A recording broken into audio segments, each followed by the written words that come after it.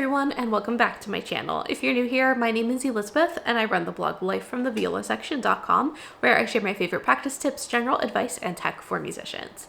Today we're going to talk about my favorite tuner and metronome app, Tonal Energy. I've talked about this app here on my channel before, but I wanted to make a new updated video with how I use it as a teacher and as a performer as well. So I use the Tonal Energy app on my iPhone, my iPad, and my Mac, and I really enjoy using it on all three, and I sort of have different purposes for all three, even though it's the exact same app. I just have kind of a different workflow for all three different versions. So if you don't already know, Tonal Energy is an app for iOS and Android, and it costs $5.99 to purchase just once.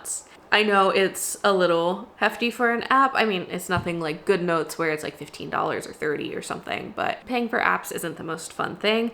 But I am glad that it's a one-time payment and not a subscription. You also get a license key, which I believe you can use 5 times or so. If the number is different, I will put that on the screen. But it's a very in-depth app. It can feel like there's a bit of a learning curve to use this app, but once you get past that, it has so many capabilities, and it's just my favorite tuner and metronome app, and I love that it's combined. It's just one app that I can use. Makes life easy.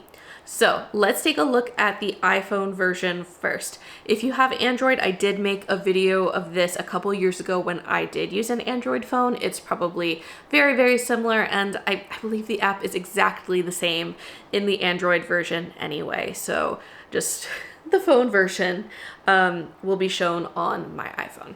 So when you open up the app, you will see your practice streak, however many days in a row you've opened the app. I believe you can change a setting to just remove this if you don't want to see that. If it's negative for you, then you can probably remove that. But it shows a smiley face and it says good afternoon or whatever time of day it is, and you just tap to get started in the app. Now, it has some tabs on the bottom.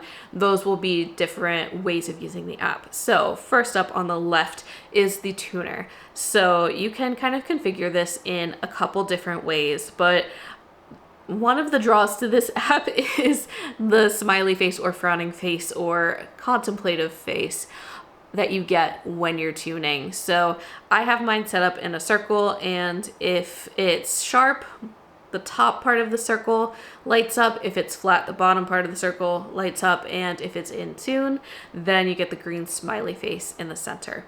So you can also configure this differently so that you can see and even hear the different strings for whatever instrument you're tuning. So orchestral strings tuning is what I would use. Let's do viola.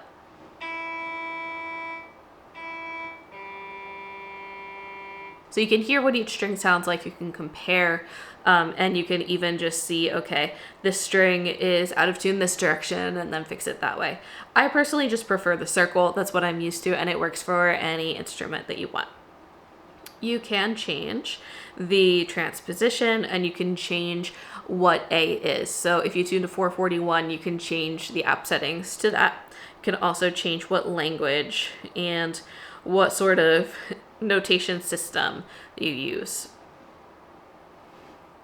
Up in the top left, you can change the temperament. Oh, that's nice. It gave a little pop-up, so I don't have to explain it quite so much, even though I know what it does. So you can switch between equal and just intonation. You can show a couple little other options, and you can change what key it's in. All right, so that is a basic overview of the tuner. So the next tab to the right is sound, and you will see either a wheel, a grid, or a keyboard. I like to have mine on grid because I can choose the exact octave of the tone that I want. These are drones, by the way. And I use these a lot when I'm going over scales with students. So I press the sus button, which is sustain, and then it just holds the drone for as long as you want it. I also will sometimes do chords. So if they're doing a D minor scale, sometimes I'll put the chord in so that they can make sure that all of the tones are lining up, and it makes everything just a little bit more accurate for them. There are a lot of different options that you can change in this tab, and I don't go that in depth with it. It's really just to create a drone for students. You can change the MIDI sounds to be different instruments.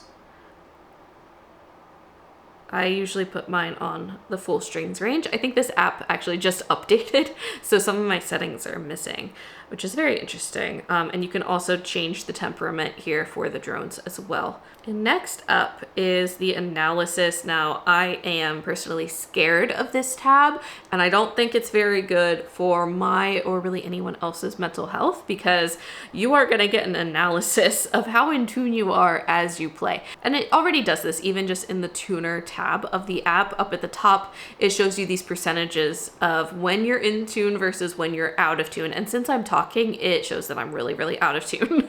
But over in analysis, that's like an in-depth look at that. So I'm just gonna play a scale real quick on the viola just to show you how exactly this works.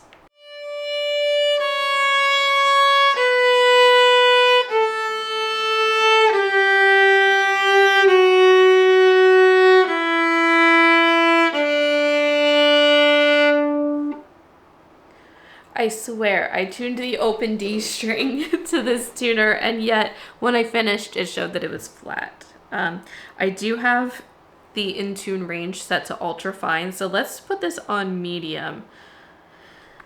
We'll see if I do any better, because that sounded like mostly in tune to me. So let's see how it interprets it this time.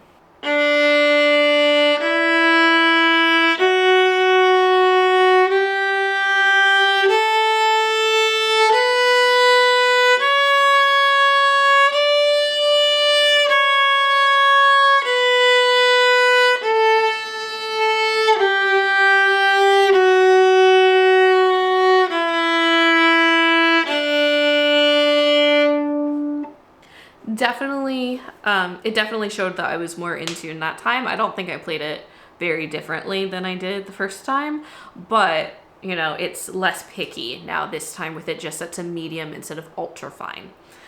Okay, now let's take a look at the next tab, which is the metronome. Okay, so the metronome will start you off with 4/4 with the subdivision as a quarter note. Up here in the top left, you can change it to a simple metronome, which I do not use. I use the advanced metronome just because I like the visuals better, and I like having access to all of the settings.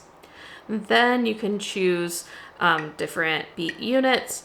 If you're using polyrhythms, you can mess with all of that there.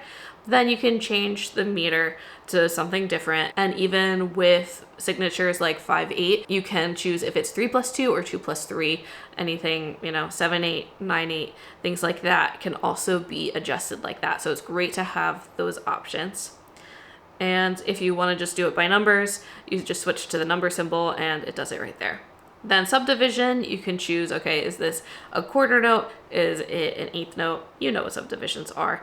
If you change it to 6/8, then it'll change the subdivisions automatically however you would like it. So now you hear all 6 beats because it's on eighth notes. If we change that to a dotted quarter note, you just hear the 2 big beats. Let's put this back on 4/4 just to make things simple. Okay, so to change the look of the metronome, you just kind of slide on these little dots and then it will change what it looks like.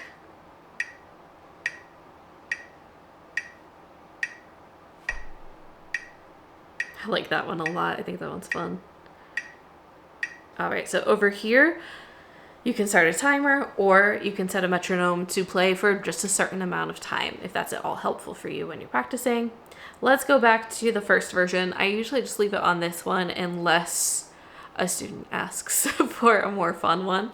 So a button that I always accidentally press is this 1, 2, 3, 4 on the right. 1, 2. And it counts you in with a human voice, and I will accidentally press that all the time, and then I'll just get a jump scare by that voice in lessons, and my students think it's really funny. So beware of that button. But if you want a count in before the metronome starts, then that can be super helpful for you. There are all kinds of pro features in this app, and I have done a full overview of this before. I'll link that above. But for now, I'm just kind of showing you the basic things. If you'd like to tap a tempo, or if you're a teacher like me and you're trying to figure out what speed a student is going, you just tap and it guesses how fast that is. Of course, it's imperfect.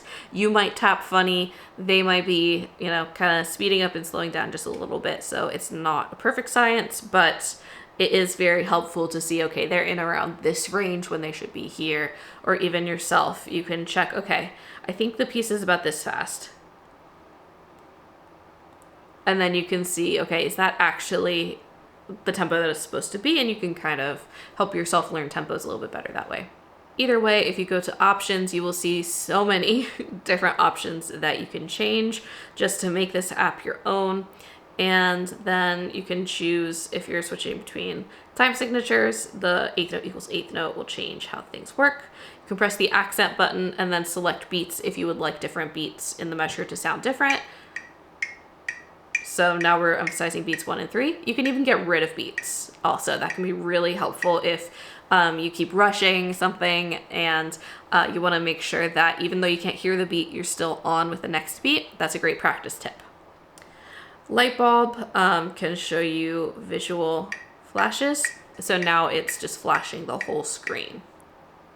You can change the sound. They have lots of different options. Personally, I keep it on the default because I kind of just like that the best. One thing I love about this app is you can change the volume separately from your phone's volume. So you can have this set just to normal, and then you could turn it up the whole way. And then that's one thing. But you can also set it even higher than that, and it will be even louder. So I personally love that. It's very helpful if you play a loud instrument. You can actually hear the metronome above everything else. So that's kind of your basic overview of the metronome. Then the final tab is preferences, and this is where you can just choose all of your different settings, and you can really get it to match your workflow preferences. Okay. On my iPad, the app works basically the same way, but I only really use that version to tune my instrument. Just, you know, if I'm already on my iPad and I need to tune, I'll just switch over to the app and tune. But if I want to use a metronome, or if I want to really go in depth in the app, I use either my phone or my computer. So let's go over to my computer now, and I'll show you how I use that. All right, so over on my computer, I use this mostly just as a metronome. I do have a video entirely on the Mac app on my channel. Things might be slightly out of date, but it's all gonna work very, very similarly. Now, I love to use the computer version for my online lessons because I can change the sound output to Zoom. It will be Zoom audio device, and then I share my computer sound in Zoom, and then I put the metronome on. Sorry, that was so loud. But what I love about that is that the metronome is in time for both of us because it's sharing the computer sound, and it works a whole lot better than me playing it on my phone.